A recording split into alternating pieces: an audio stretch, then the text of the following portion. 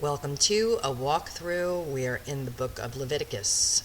We're doing Leviticus 12:1 through 13:59. This portion is called Tazria, which means "and she conceived." All these Torah portions are taken from the first few words of the portion, and this one's going to be uncomfortable for you.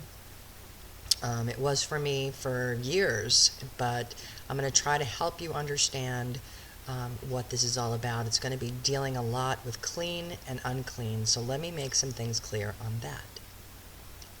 This is a piece of the rabbi's son's study, which he tries to explain clean and unclean. So this first term, tameh, this is unclean, and he says, as we discovered, means compromised, defiled, torn, or fragmented in devotion, and temporarily at least, distracted by that which is temporal and therefore in the process of passing away. Tameh represents death. Now, clean, on the other hand, is the word tahor. Means pure, whole, and focused wholeheartedly upon that which leads to life and coming into fullness. So the translators didn't have any good English words for these two terms, and I know clean and unclean people don't understand.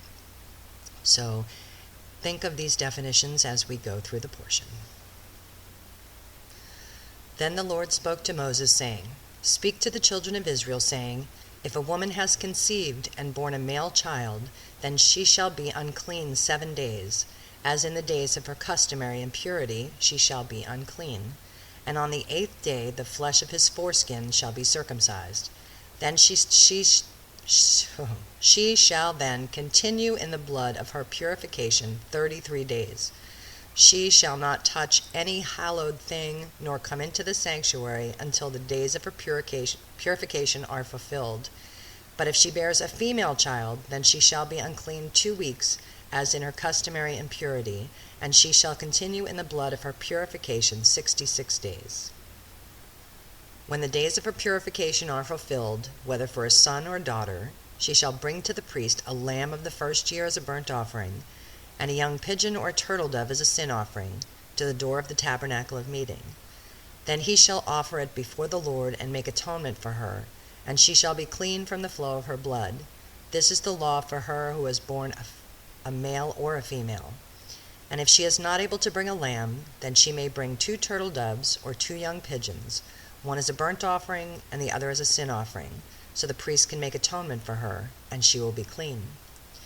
If you remember from the Gospels that Mary, Yeshua's mother, brought birds, turtle doves, so they were not rich people. And the Lord spoke to Moses and Aaron, saying, when a man has on the skin of his body a swelling, a scab, or a bright spot, and it becomes on the skin of his body like a leprous sore, then he shall be brought to Aaron the priest, or to one of his sons, the priests. The priest shall examine the sore on the skin of the body, and if the hair on the sore has turned white, and the sore appears to be deeper than the skin of his body, it is a leprous sore. Then the priest shall examine him and pronounce him unclean.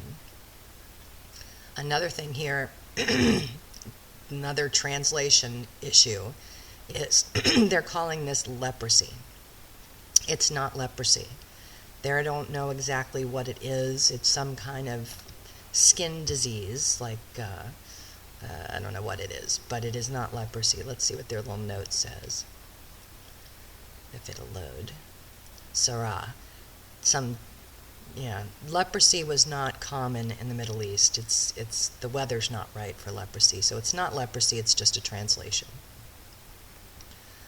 But if the bright spot is white on the skin of his body, and does not appear to be deeper than the skin, and its hair has not turned white, then the priest shall isolate the one who has the sore 7 days. And the priest shall examine him on the 7th day. And indeed, if the sore appears to be as it was, and the sore has not spread on the skin, then the priest shall isolate him another 7 days. Then the priest shall examine him again on the 7th day, and indeed, if the sore has faded, and the sore has not spread on the skin, then the priest shall pronounce him clean. It is only a scab, and he shall wash his clothes and be clean. But if the scab should at all spread over the skin, after he has been seen by the priest for his cleansing, he shall be seen by the priest again. And if the priest sees that the scab has indeed spread on the skin, then the priest shall pronounce him unclean. It is leprosy. When the leprous sore is on a person, then he shall be brought to the priest, and the priest shall examine him. And indeed, if the swelling on the skin is white, and it has turned the hair white, and there is a spot of raw flesh in the swelling, it is an old leprosy on the skin of his body. The priest shall pronounce him unclean, and shall not isolate him, for he is unclean. And if leprosy breaks out all over the skin, and the leprosy covers all the skin of the one who has the sore, from his head to his foot, wherever the priest looks, then the priest shall consider, and indeed if the leprosy has covered all of his body, he shall pronounce him clean who has the sore. It has all turned white, he is clean. But when raw flesh appears on him, he shall be unclean. And the priest shall examine the raw flesh, and pronounce him to be unclean, for the raw flesh is unclean, it is leprosy. Or if the raw flesh changes and turns white again, he shall come to the priest, and the priest shall examine him. And indeed, if the sore has turned white, then the priest shall pronounce him clean who has the sore, he is clean. If the body develops a boil in the skin, and it is healed, and in the place of the boil there comes a white swelling or a bright spot, reddish white, then it shall be shown to the priest. And if, when the priest sees it, it indeed appears deeper than the skin, and its hair has turned white, the priest shall pronounce him unclean. It is a leprous sore which has broken out of the boil. But if the priest examines it, and indeed there are no white hairs in it, and it is not deeper than the skin, but is faded, then the priest shall isolate him 7 days. And if it should at all spread over the skin, then the priest shall pronounce him unclean. It is a leprous sore. But if the bright spot stays in one place, and is not spread, it is the scar of the boil, and the priest shall pronounce him clean. Or if the body receives a burn on its skin by fire, and the raw flesh of the burn becomes a bright spot, reddish white or white, then the priest shall examine it, and indeed if the hair of the bright spot has turned white, and it appears deeper than the skin, it is leprosy broken out in the burn. Therefore the priest shall pronounce him unclean. It is a leprous sore. But if the priest examines it, and indeed there are no white hairs in the bright spot, and it is not deeper than the skin, but is faded, then the priest shall isolate him 7 days. And the priest shall examine him on the 7th day. If it has at all spread over the skin, then the priest shall pronounce him unclean. It is a leprous sore. But if the bright spot stays in one place, and has not spread on the skin, but is faded, it is a swelling from the burn. The priest shall pronounce him clean, for it is the scar from the burn. If a man or woman has a sore on the head or the beard, then the priest shall examine the sore, and indeed if it appears deeper than the skin, and there is in it thin yellow hair, then the priest shall pronounce him unclean. It is a scaly leprosy of the head or beard. But if the priest examines the scaly sore, and indeed it does not appear deeper than the skin, and there is no black hair in it, then the priest shall isolate the one who has the scale 7 days. And on the 7th day the priest shall examine the sore, and indeed if the scale has not spread, and there is no yellow hair in it, and the scale does not appear deeper than the skin, he shall shave himself, but the scale he shall not shave. And the priest shall isolate the one who has the scale another 7 days. On the 7th day the priest shall examine the scale, and indeed if the scale has not spread over the skin, and does not appear deeper than the skin, then the priest shall pronounce him clean. He shall wash his clothes and be clean. But if the scale should at all spread over the skin after his cleansing, then the priest shall examine him. And indeed if the scale has spread over the skin, the priest need not seek for yellow hair. He is unclean. But if the scale appears to be at a standstill, and there is black hair grown up in it, the scale has healed. He is clean, and the priest shall pronounce him clean. If a man or a woman has bright spots on the skin of the body, specifically white bright spots, then the priest shall look, and indeed if the bright spots on the skin of the body are dull white, it is a white spot that grows on the skin. He is clean. As for the man whose hair has fallen from his head, he is bald, but he is clean. He whose hair has fallen from his forehead, he is bald on the forehead, but he is clean. And if there is on the bald head or the bald forehead a reddish white sore, it is leprosy breaking out on his bald head or his bald forehead. Then the priest shall examine it, and indeed if the swelling of the sore is reddish white on his bald head or on his bald forehead, as the appearance of leprosy on the skin of the body, he is a leprous man. He is unclean. The priest shall surely pronounce him unclean. His sore is on his head. Now the leper on whom the sore is, his clothes shall be torn and his head bare, and he shall cover his mustache and cry, Unclean, unclean. He shall be unclean. All the days he has the sore he shall be unclean. He is unclean, and he shall dwell alone. His dwelling shall be outside the camp.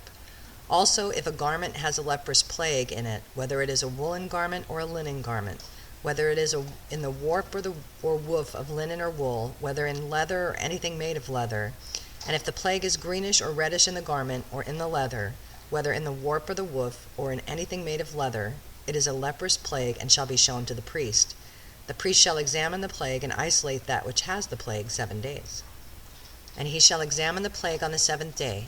If the plague has spread in the garment, either in the warp or in the woof, in the leather or in anything made of leather, the plague is an active leprosy. It is unclean. He shall therefore burn that garment in which is the plague, whether warp or woof, in wool or in linen, or anything of leather, for it is an active leprosy. The garment shall be burned in the fire. But if the priest examines it, and indeed the plague is not spread in the garment, either in the warp or the woof, or in anything made of leather, then the priest shall command that they wash the thing in which is the plague, and he shall isolate it another 7 days. Then the priest shall examine the plague after it has been washed, and indeed if the plague has not changed its color, though the plague has not spread, it is unclean, and you shall burn it in the fire. It continues eating away, whether the damage is outside or inside. If the priest examines it, and indeed the plague has faded after washing it, then he shall tear out of the garment, whether out of the warp or out of the woof or out of the leather. But if it appears again in the garment, either in the warp or the woof, in anything made of leather, it is a spreading plague. You shall burn with fire that in which is the plague. And if you wash the garment, either warp or woof, or whatever is made of leather, if the plague has disappeared from it, then it shall be washed a 2nd time, and shall be clean. This is the law of the leprous plague in a garment of wool or linen, either in the warp or the woof, or in anything made of leather, to pronounce it clean or to pronounce it unclean. All right, that's the end of this portion. So, this, it seems like, oh, why do we need to know all this stuff? Well, it's very, very important to have this information in your head when you read stories in the New Testament about the lepers, about just this would have been their lifestyle, and also this is the first medical basis. There was no quarantine or anything back in these days. God instituted quarantine, so when someone was sick, they were separated for 7 days. If they were continually sick and contagious, they had to live outside the camp. These are wonderful. All right, well, this is it for this portion. I will see you next time.